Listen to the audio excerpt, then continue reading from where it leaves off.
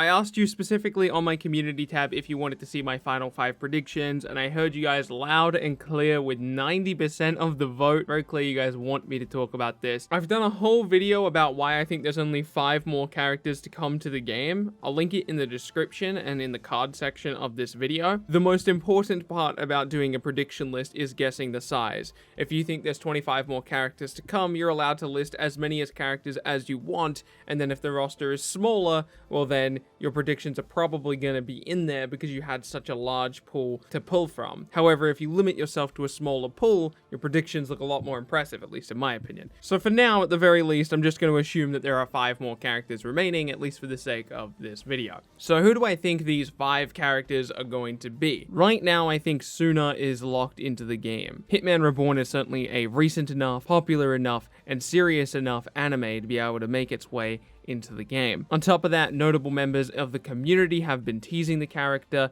people who probably have inside information, people like Yonkou Productions, I think Rhymestyle teased him at some point. There's a handful of people who have teased the character. People who know this roster have been teasing Suna, so it would be very surprising to me if Suna was not among those 5. Now, Kora Sensei used to be locked in for me for similar reasons, but I actually think Nagisa has a pretty strong chance to take Kora Sensei's spot. I say strong chance. What I mean by that is that I think both characters are roughly as likely as each other.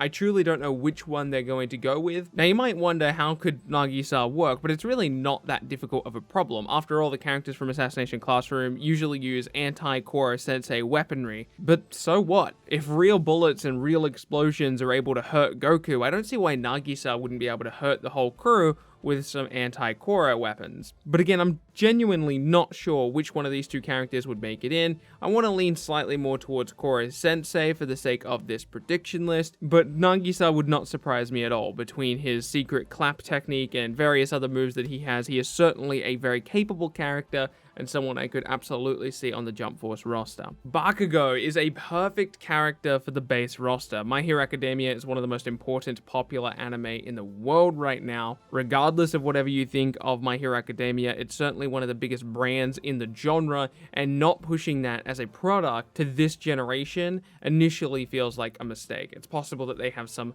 marketing inside knowledge that I don't have, but on face value, from a marketing standpoint, Bakugo feels like an obvious pick for this roster, not only to get people to buy the game, but to also market My Hero Academia towards people who are already buying the game. Yonkou Productions has also specifically implied that there are more My Hero Academia characters on the way. Now, to be clear, he could be talking about DLC or base roster. It wasn't specified in the tweet, and he has not gone on to specify. Shortly before making the tweet about My Hero Academia, he did mention that he knows the 9 DLC characters, but even without Yonkou's tweet, I was pretty convinced that another My Hero Academia rep would be on the way. Some people have been recently using this screenshot from the character select screen to say, well, there isn't going to be any more My Hero Academia characters because they would have been on this screenshot, where you can kind of slightly maybe see Dio on the far left-hand side, but I don't think that's the case. They very clearly have a way to edit this character select screen, so my assumption is that if they were going to release a screenshot like this, when they know certain characters haven't been revealed, they could just easily remove it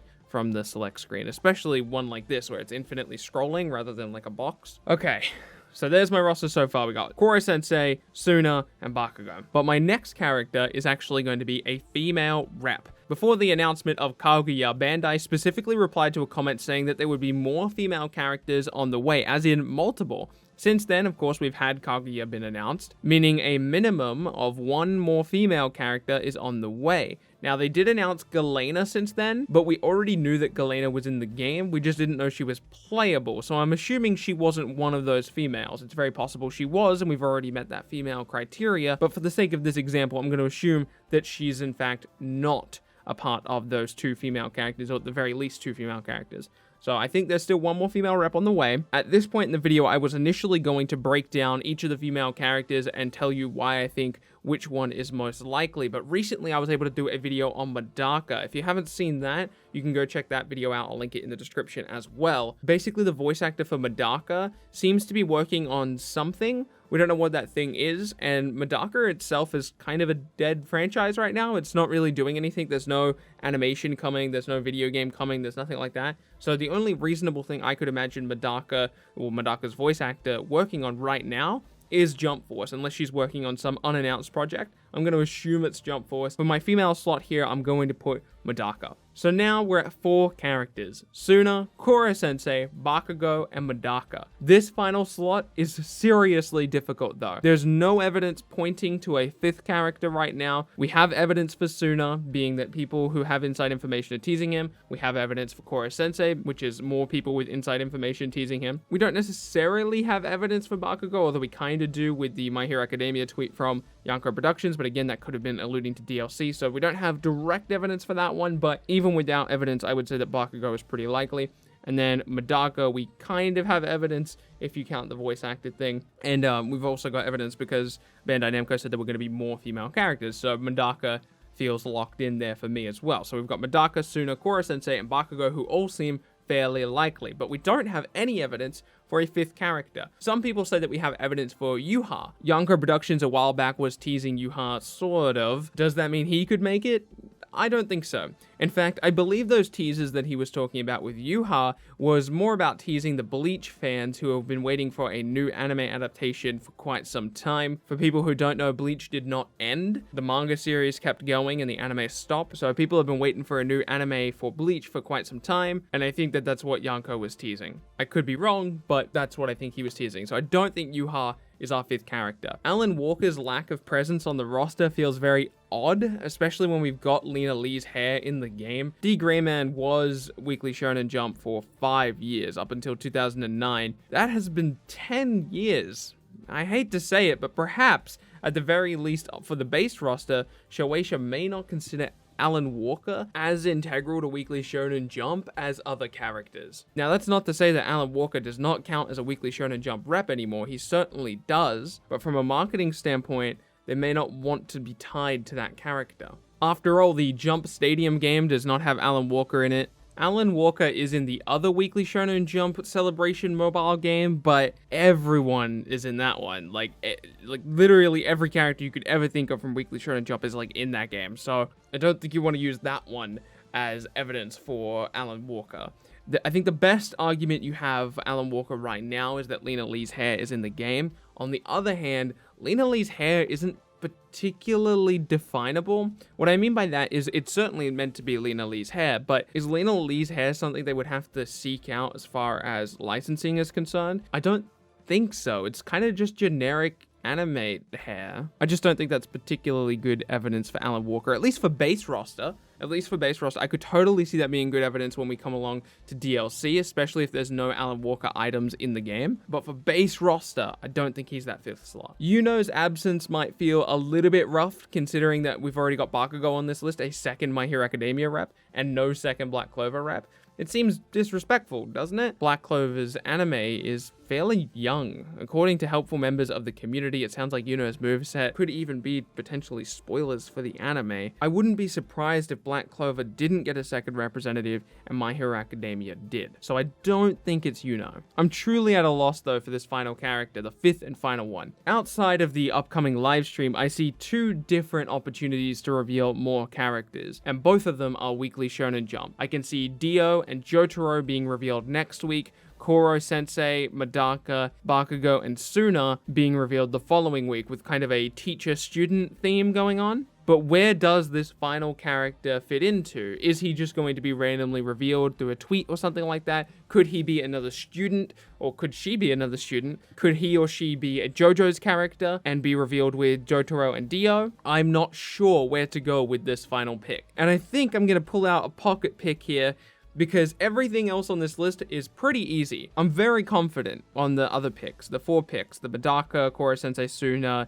and Bakugo. No matter who I pick, I'm not going to feel comfortable. I'm not going to feel confident. So I'm just going to go with an out-of-pocket, crazy pick that no one's predicting. No one's saying this character. People are going to call me crazy. Look at the comments. I guarantee you people are going to call me crazy for this final prediction. And that's Josuke. Now, I'm fully aware that Josuke is a Part 4 character, and at the events of Part 3, he's around like 5 years old or so. And the other JoJo's characters in the game, at least if we assume Dio's in the game, are Part 3 characters. We've got Jotaro and Dio, which are very, very much Part 3 characters, right? They are the Part 3 characters. And that used to be the biggest hang-up for me. That used to be the reason why I just immediately wrote off Josuke. However, Boruto is in this game with Naruto. Boruto is a 12-year-old kid in the same game as his 18-year-old father, which at this point, I don't think is going to be explained in the context of the story. I think they're just going to ignore it. So why not have Josuke, a Part 4 character, exist in the same space as Dio and Jotaro from Part 3? This was seriously the only thing preventing me from putting another JoJo character on the list with Jotaro. But then Boruto happened, so anything is fair game now. So I'm gonna put Josuke on my prediction list and see what you guys do with that. There are a few characters I didn't mention for the final slot, which certainly have a chance.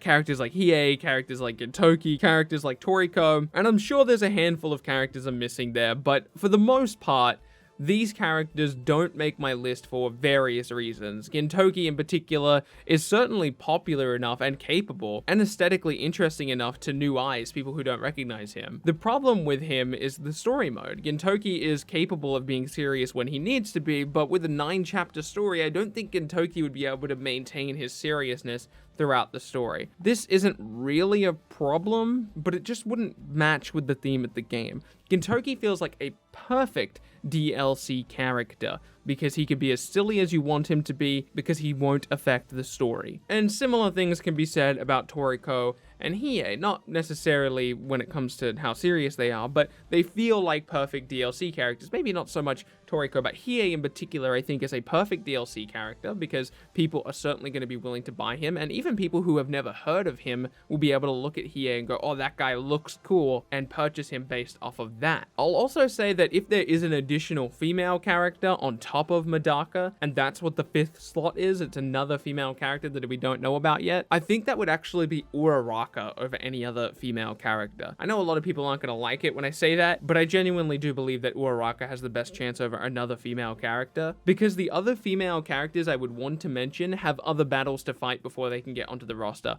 Kagura, for example, isn't able to get onto that roster without Kintoki, right? You can't have Kagura without Kintoki. Sarada probably can't get in without each of the big 3 getting one more character. The same thing goes for Nami. Yoroichi probably wouldn't be the next Bleach representative. Noelle probably doesn't make it to the roster without Yuno, and she also probably doesn't make the roster until the anime has progressed enough for her moveset to not be a spoiler. While I was editing this video, I actually thought about another outcome for that 5th character. If the JoJo's characters are revealed and Josuke isn't one of them, I want to change that prediction to Nagisa on top of Kora Sensei, like both of them at the same time. So there you go. Those are my thoughts on the final 5. Suna, Kora Sensei, Bakugo, Medaka, and Josuke. / Nagisa if Josuke is not revealed with the other JoJo's characters. I know that is a lot of information to go over, but I'd love to hear your thoughts in the comment section below. I'm sure people are not going to like my predictions, but at the end of the day, all of this stuff is predictions, guys. Thank you so much for watching this video. This one took a much longer to make than most, so if I could get a like on it, it helps other people find it, and it'd be much appreciated. Subscribe to keep up to date with future content like this. My name has been Bilbsy, and I'll see you in the next video.